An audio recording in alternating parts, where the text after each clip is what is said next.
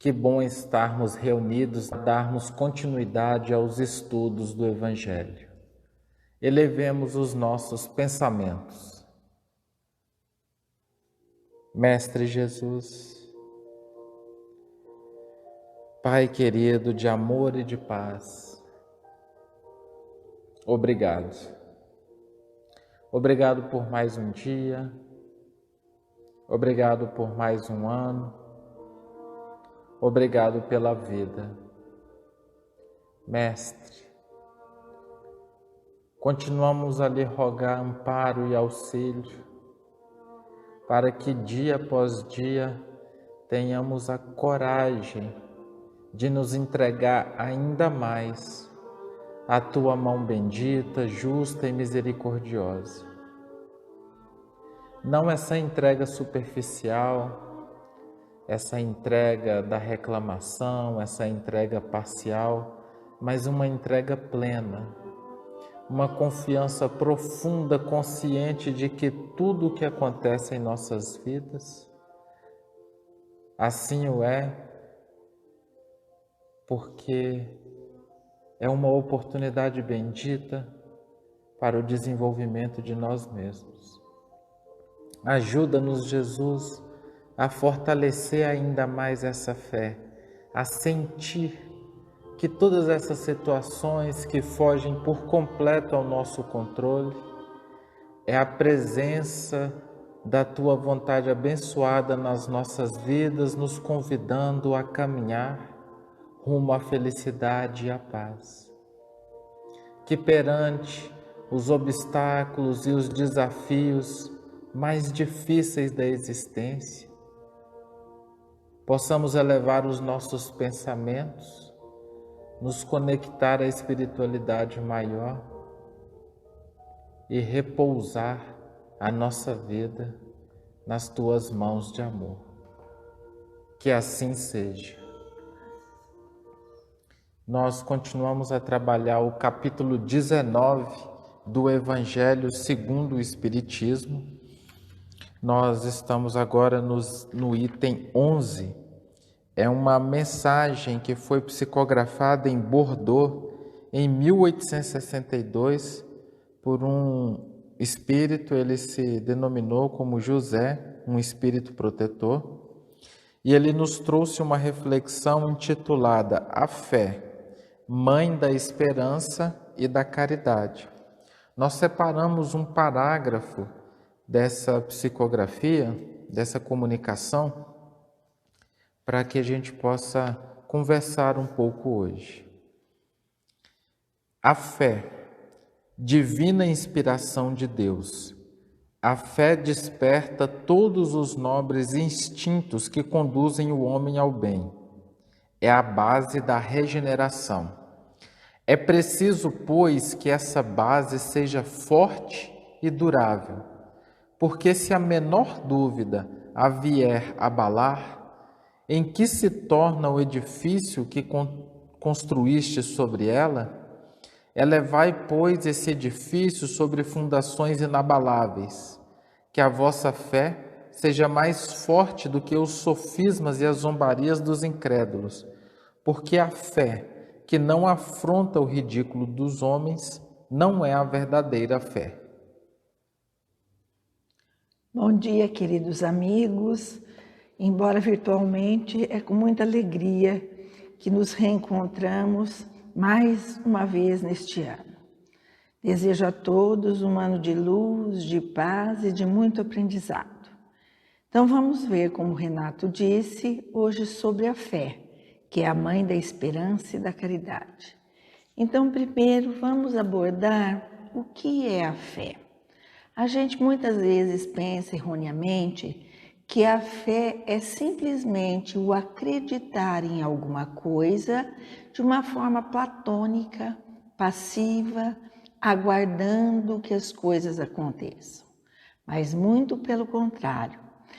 Esse Espírito José vem nos mostrar que a fé tem que ser ativa. Para nós realmente termos uma fé verdadeira, uma fé sincera, nós precisamos agir com fé. A fé é algo que já está em nós, foi criado conosco. É aquela força da vida, é o poder que nos impulsiona. A fé é o que vai nos dar a confiança na sabedoria divina. Ela estabelece um compromisso com Deus.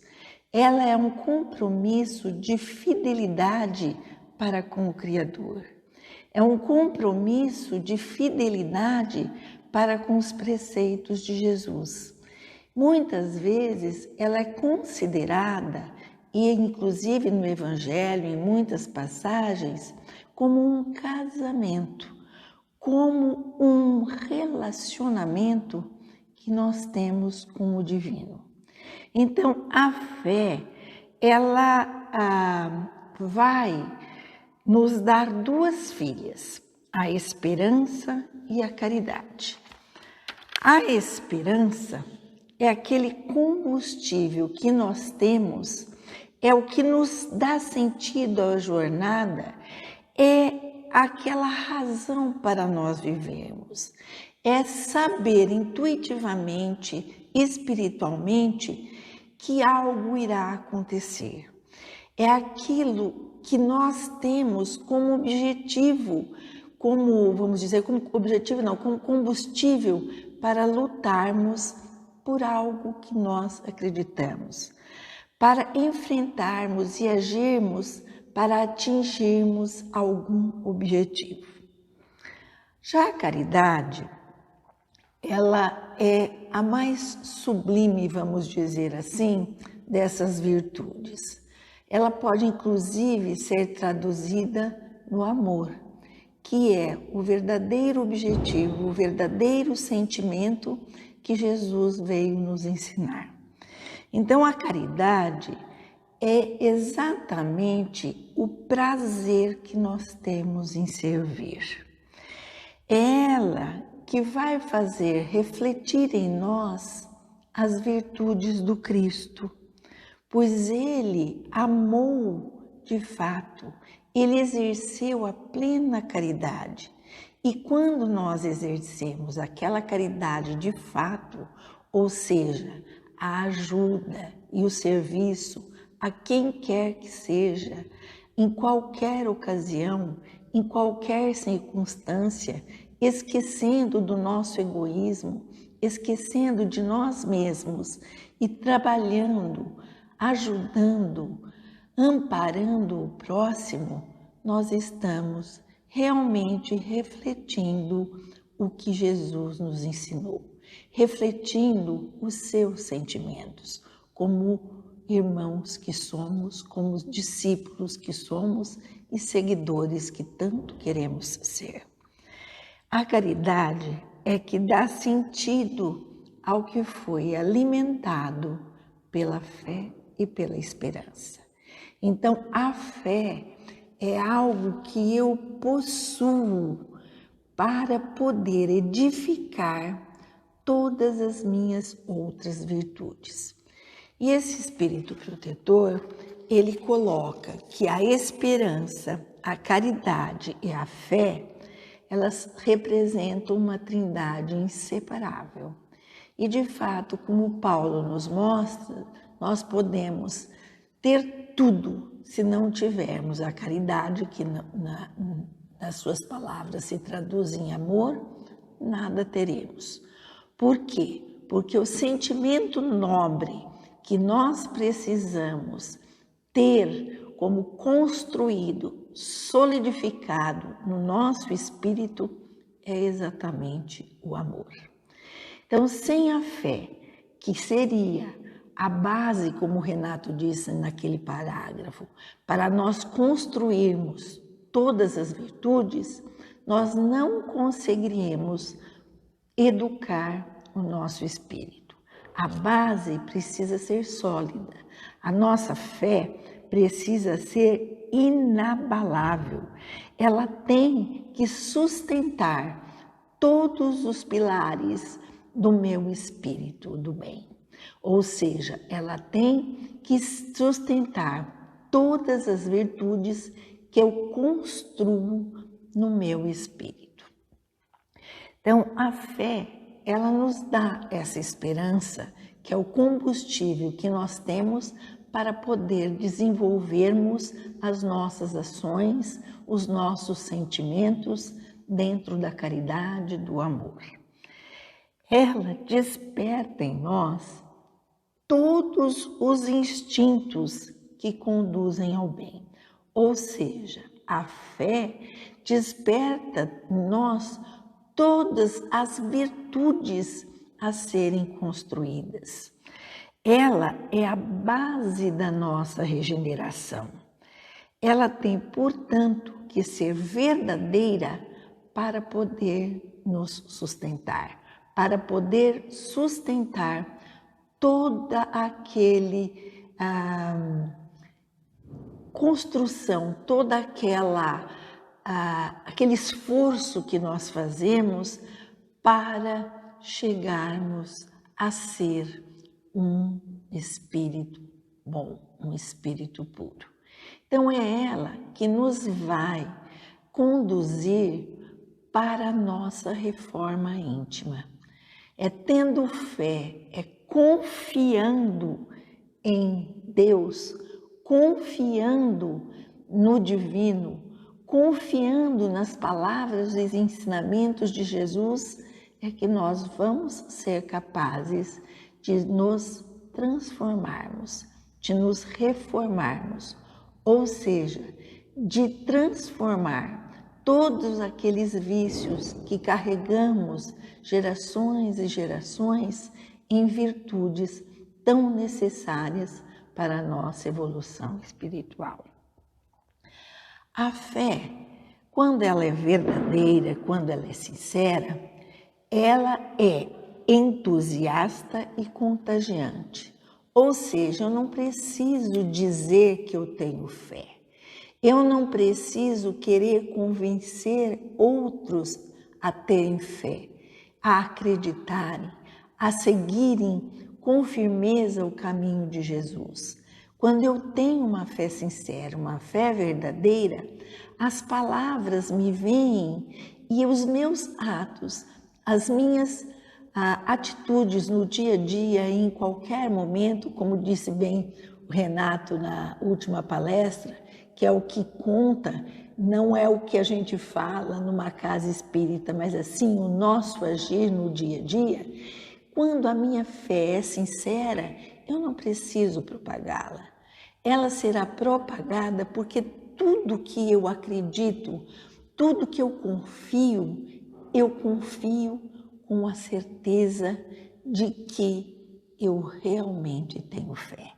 E aquilo contagia automaticamente as pessoas que me cercam, contagia o meu ambiente de vida, a minha família, sem me importar, sem nos importarmos se eles acreditam ou não, porque o que importa é o amor e o bem.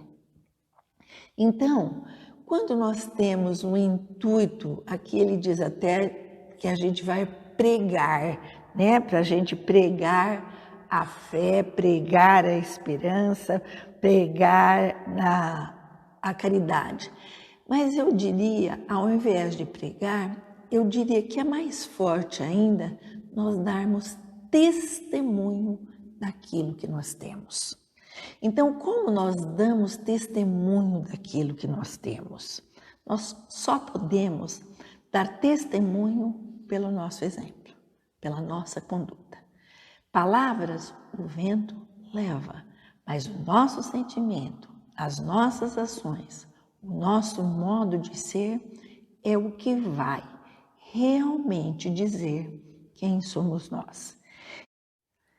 Então, nós temos que dar esse testemunho pelo exemplo da fé. Por quê? Porque quando nós temos realmente fé e mostramos a nossa confiança na divindade, a nossa confiança na sabedoria divina, a nossa confiança nos preceitos do bem, a nossa confiança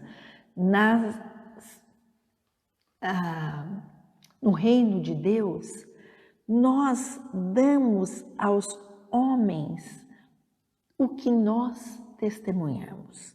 Então as pessoas vão ver aquilo que nós temos, vão ver esta nossa confiança e isso contagia.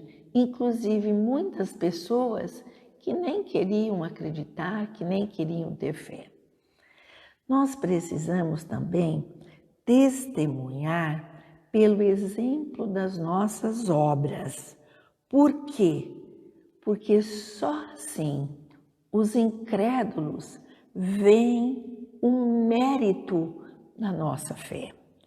E precisamos dar o testemunho da nossa esperança, pois assim eles também verão a confiança que nós temos em alcançar o bem, em um dia sermos plenamente felizes. A fé em tudo que ela tem de bom e belo, em sua pureza e em seu raciocínio.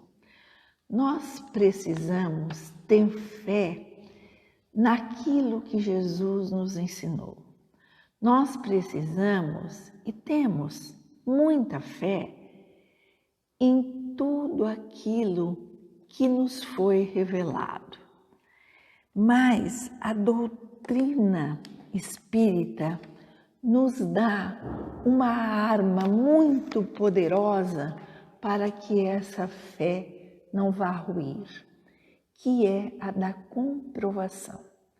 Quando a gente acredita, quando a gente testemunha, quando a gente age, quando a gente é confiante em algo que nós compreendemos, isso é sólido, não forma rachadura nenhuma. Portanto, a doutrina espírita é muito sábia. Ela nos ensina a amar e a acreditar em Deus, sabendo por quê. A seguir o Evangelho, sabendo quais os benefícios ou quais os objetivos que nós iremos atingir.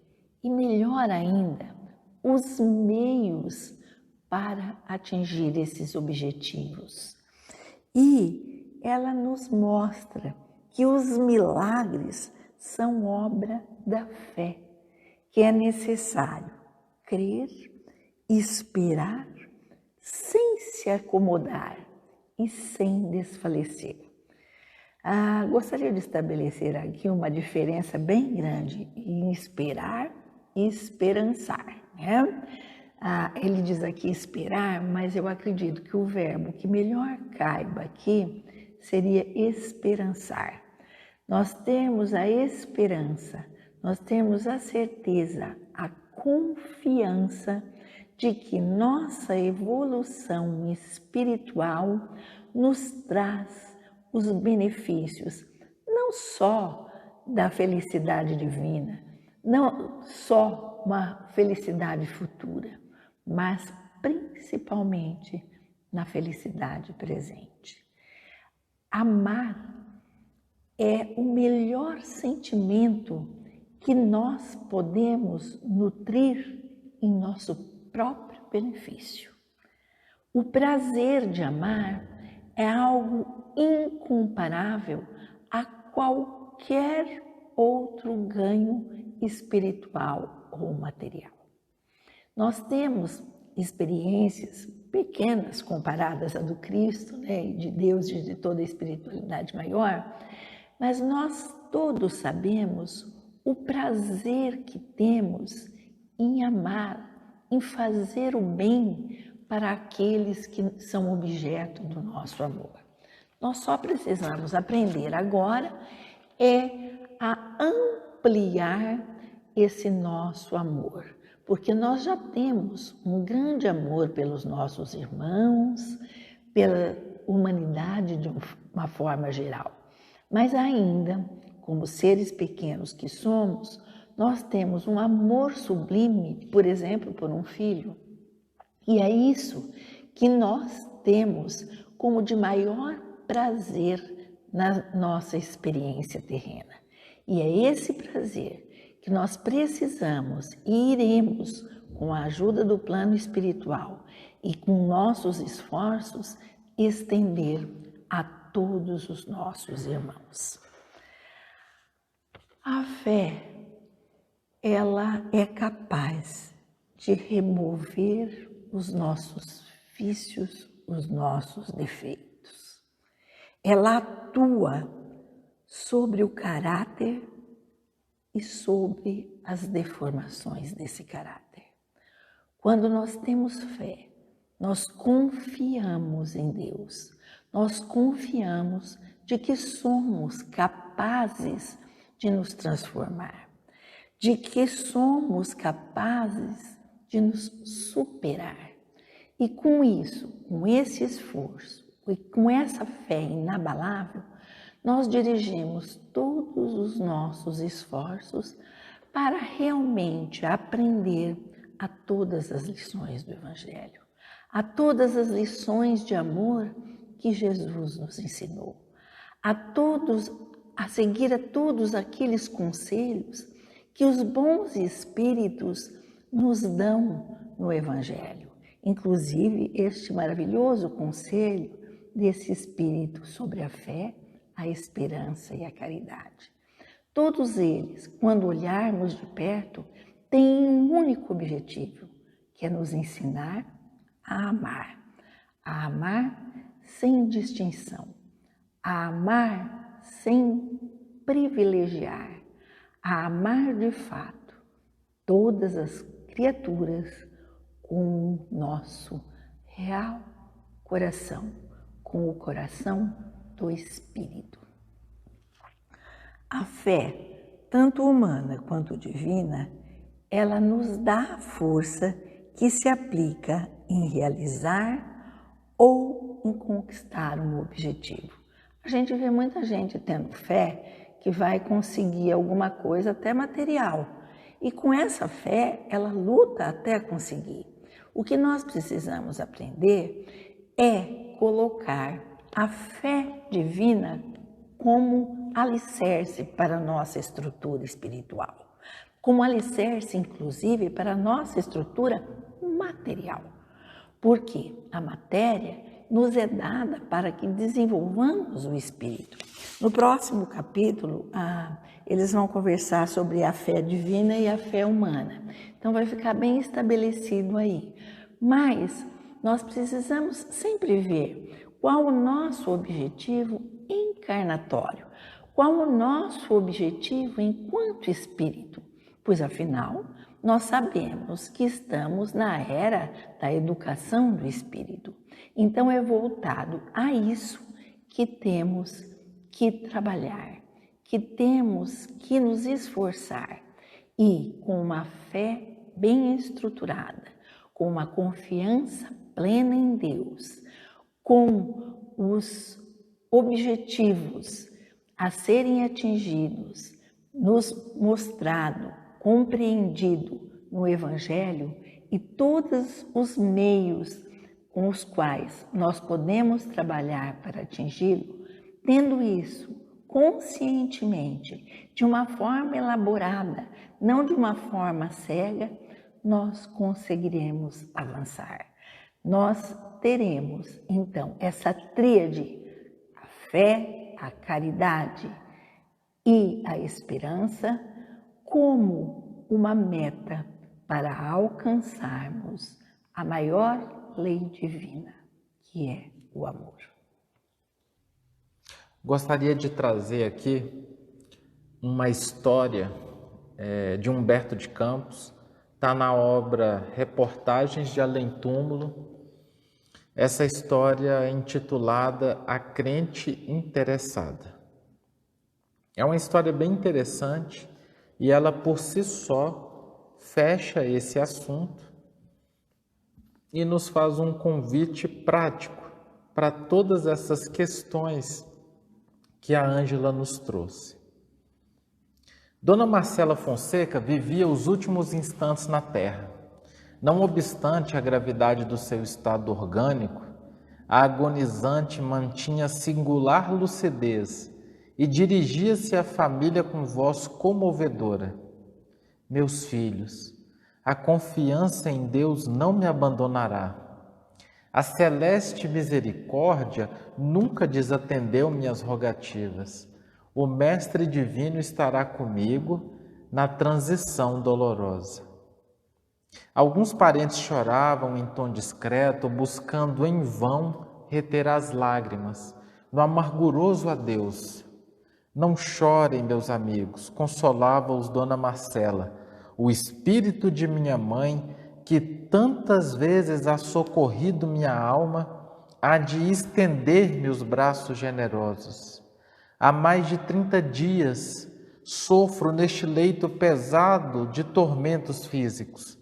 Que representa a morte, senão a desejada bênção para mim, que estou ansiosa de liberdade de novos mundos? Se me for permitido, voltarei muito breve a confortá-los. Não esquecerei os companheiros em tarefas por vindouras. Creio que a morte não me oferecerá dilacerações, além da saudade natural, por motivo do afastamento. Sempre guardei minha crença em Deus, não só na qualidade de católica e protestante, como também no que se refere ao Espiritismo, que abracei tomada de sincera confiança. Com o mesmo fervor de minha assistência às missas e cultos evangélicos, dei-me às nossas sessões esperando assim que nada me falte nos caminhos do além. Devemos aguardar as esferas felizes, os mundos de repouso e redenção. Os familiares presentes choravam comovidíssimos. Dona Marcela calou-se. Depois de longos minutos de meditação, pediu fossem recitadas súplicas à providência divina, acompanhando-as em silêncio. Suor gelado banhava-lhe o corpo emagrecido e, pouco a pouco, perceberam os circunstantes que a agonizante exalava os últimos suspiros. Qual sucede na maioria dos casos, portas adentro da sociedade comum, a câmara mortuária transformou-se imediatamente em zona de prantos angustiosos, onde os que não choravam se referiam em voz alta às virtudes da morta e, em surdina, aos seus defeitos. A desencarnada, contudo, não mais permanecia no ambiente dos velhos desentendimentos e reiteradas dissimulações. Sentira-se bafejada por sono caricioso e leve, após a crise orgânica destruidora. Branda sensação de repouso adormentara-lhe o coração. Sem poder, todavia, explicar quanto durara aquele estado de tranquilidade espiritual, Dona Marcela despertou num leito muito limpo, mas extremamente desguarnecido de conforto. A seu lado, uma velhinha carinhosa abraçava-a, chorando de júbilo a exclamar: até que enfim, querida filha! Marcela, minha adorada Marcela, que saudades do teu convívio, minha filha. A filha correspondeu às manifestações afetivas, porém, imediatamente, depois de fixar detidamente a paisagem nova, não disfarçou o desapontamento que lhe dominava o espírito voluntarioso. Já não era a mesma criatura que revelava tamanha humildade na agonia corporal. Estava agora sem o influxo das dores. Experimentava plena liberdade para respirar e mover-se. Não mais o suor incômodo, nem a martirizante dispneia a lhe torturarem o organismo. Não mais a agonizante vencida, mas a Dona Marcela da estrada comum, atribiliária, exigente, insatisfeita. Embora o impulso natural de prosseguir beijando a carinhosa mãezinha não sopitou o orgulho ferido e perguntou: mamãe, explique-me, por que permanece nesses trajes? Que significa essa choupana sem conforto? Que região de vida é esta, onde a vejo tão fortemente desamparada? Será crível que seja este o seu lugar? Não foi uma crente sincera no curso das experiências terrestres? A filha estava desolada, revoltada. A velhinha, com um olhar sereno de quem não mais teme a verdade, acentuou resignada: minha filha, estamos no mundo de nossas próprias criações mentais. Segundo nossas reminiscências, fui católica, fundamentada, arraigada aos meus velhos princípios. Contudo, não podes negar minha antiga preocupação de descansar nos esforços alheios. Recordas como torturava os servidores de nossa casa e exigia em demasia daqueles que nos serviam? Lembras, minha filha, da minha tirania no lar, nos serviços de teu pai e nos atos da igreja? Quando acordei aqui, meus sofrimentos foram ilimitados, pois minhas criações individuais eram péssimas. As feras da inquietação, do remorso e do egoísmo observavam-me de todos os lados. Foi quando então roguei a Deus me permitisse destruir os trabalhos imperfeitos para reconstruir conscientemente de novo. E aqui me tens, tudo pobre, humilde, desvalioso, mas para mim, que já desacertei demasiadamente, ferindo o próximo e desprezando as coisas sagradas, essa choupana paupérrima é a bênção do Pai, no recomeço de santas experiências. A recém-desencarnada contemplou a escassez dos objetos de serviço, fixou a miserabilidade das peças expostas, arregalou os olhos e exclamou: meu Deus! Quantas situações estranhas, mamãe, sempre a julguei nas esferas felizes. Esses planos começam em nós mesmos, retrucou a genitora com a tranquilidade da experiência vivida. Recordando as inúmeras manifestações religiosas a que emprestara o concurso de sua presença, a senhora Fonseca redarguiu: não me conformo, não aceito a miséria que a senhora parece andar presentemente habituada. E o meu lugar próprio? Visitei milhares de vezes os templos de fé no mundo. É impossível que esteja esquecida de nossos guias e benfeitores. Onde estão Bernardino e Conrado, os amorosos diretores espirituais de nossas reuniões? Preciso interpelá-los relativamente à minha situação. A velhinha bondosa sorriu e informou: ambos, minha filha, prosseguem na abençoada faina de orientar, distribuindo benefícios, mas as reuniões continuam na esfera do globo e nós nos achamos em círculo diferente. Que seria dos trabalhadores terrestres, minha filha, se os servos de Deus abandonassem suas tarefas apenas porque uma só de nós fosse chamada nova expressão de vida? Marcela entendeu o profundo alcance daquelas palavras e observou: qualquer outra autoridade espiritual pode servir-me.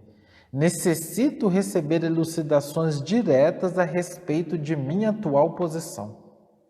A velhinha carinhosa fixou na filha o olhar afetuoso e compadecido, explicando-lhe prudentemente: poderei conduzir-te à presença do generoso diretor da nossa comunidade espiritual. Da bondade dele, recebi permissão para buscar-te no mundo. Creio, pois, que a sabedoria de nosso benfeitor será bastante aos esclarecimentos desejáveis. Com efeito, Na primeira oportunidade, foi Marcela conduzida por sua mãe à presença do venerável amigo. Recebeu-as o sábio com espontâneo carinho, o que a senhora Fonseca interpretou como subalternidade. Sentindo-se livre de manifestar as mais acerbas reclamações, a lhe explodirem da alma revoltada. Após minuciosa e irritante exposição, concluía lamentando: como sabeis, minha crença foi invariável e sincera.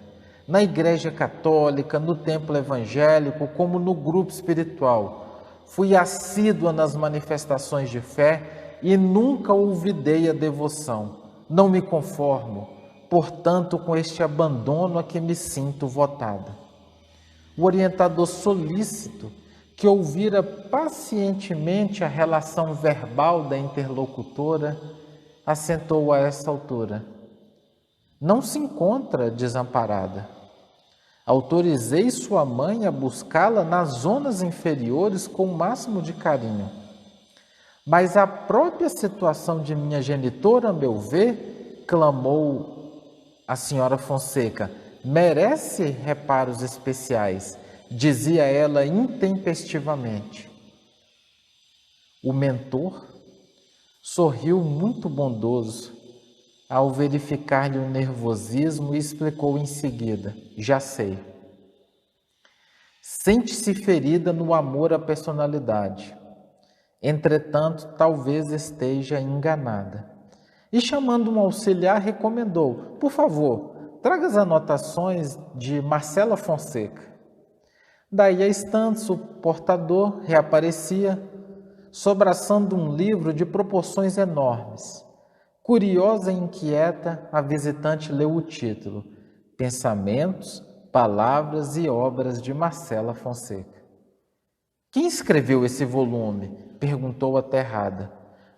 Não sabe que este livro é de sua autoria?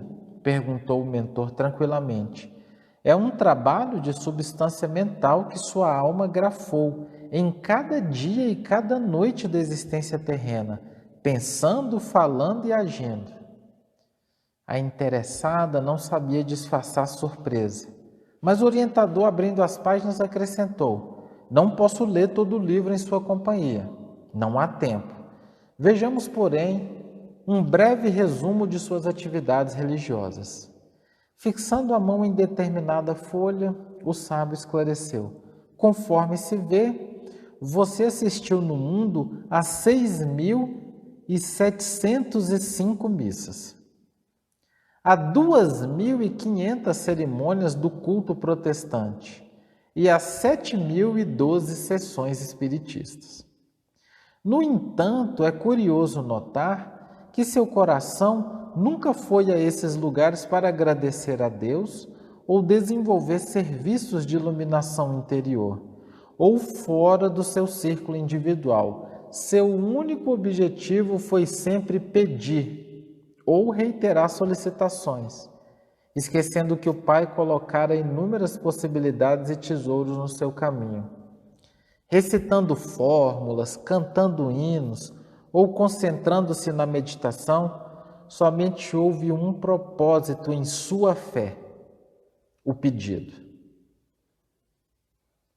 Mudou rotulagens, mas não transformou seu íntimo. A sua fé se limitou a pedir. Ante o assombro de Marcela, o sábio continuava delicado. É justo pedir. Entretanto, é preciso igualmente saber receber as dádivas e distribuí-las. A própria natureza oferece as mais profundas lições neste sentido. Deus dá sempre. A fonte recebe as águas e espalha os regatos cristalinos. A árvore alcança o benefício da seiva e produz flores e frutos. O mar detém a corrente dos rios e faz a nuvem que fecunda a terra. As montanhas guardam as rochas e estabelecem a segurança dos vales. Somente os homens costumam receber sem dar coisa alguma. Mas, concluiu o sábio orientador, não disponho de tempo para prosseguir na leitura. Finda esta, restituirá o volume aos arquivos da casa. A tua fé, filha, não produziu fruto algum. Não transformastes a ti mesmo. A senhora Fonseca iniciou o serviço de recapitulação das próprias reminiscências e só terminou de ler daí a 5 meses. Extremamente desapontada, restituiu o livro enorme e, após encorajadora advertência do magnânimo diretor espiritual, explicou-se humilhada. Sempre fui sincera em minha crença. Sim, minha filha, tu fostes, mas a crença fiel, além dela, deve ser lição viva do espírito de serviço. Sua convicção é incontestável. Sua ficha, contudo, é a dos crentes interessados. Com enorme tristeza, a lhe transparecer dos olhos, a recém-desencarnada começou a chorar. O dedicado mentor abraçou-a e disse paternalmente: renove suas esperanças, seu pesar não é único. Existem coletividades numerosas nas suas condições. Além disso, há fichas muito piores que a sua em matéria de fé religiosa, como, por exemplo, a daqueles que vendem até hoje indulgências, mentirosos e investigadores sem consciência. Anime-se e continue confiando em Deus. Reconhecendo a própria indigência, Marcela recebeu o acolhimento pobre de sua mãe como verdadeira bênção celestial. Todavia, a nota mais interessante foi a sua primeira visita ao círculo dos irmãos encarnados. Em plena sessão, contou a experiência comovedora e relacionou as surpresas que lhe haviam aguardado o coração no plano espiritual. Sua história era palpitante de realidade, mas todos os presentes lembraram da velha dona Marcela Fonseca das Aparências e concordaram entre si que a manifestação era de um espírito mistificador. Vamos fazer a nossa oração. Agradecido, Senhor, por todas essas palavras, por essa história que nos faz refletir. Pedimos, Pai, sim, pedimos com consciência, para que nos tornemos seres com fé e com obras, que nós possamos ensinar e aprender todos os dias de nossas vidas, aprendermos a ser seres cada vez melhores, aprendermos os ensinamentos de Jesus e aprendermos que as aparências podem enganar, mas enganam apenas aqueles que não veem profundamente, pois Jesus, a espiritualidade e nós mesmos jamais conseguiremos enganar. Então, Pai Celestial, que nossa fé seja solidificada e que nossas obras reflitam os ensinamentos de Jesus. Bendito irmão Gabriel, que nos acolhe, que continue a nos orientar e que, acima de tudo, que nossos corações, nossas mentes e os nossos espíritos estejam sempre receptivos a essas belas orientações, a essas grandes oportunidades que a vida nos oferece. Senhor, que a espiritualidade possa chegar até nós, que nós possamos ser sempre receptivos ao amor e, acima de tudo, que todas essas orientações, todos esses benefícios que recebemos do alto, essa luz divina, que ela se reflita a todos que encontrarmos, que nosso coração se preencha de amor, de luz e daquele sentimento de servir, que nós consigamos exercer a caridade e o amor. Que assim seja. Que assim seja.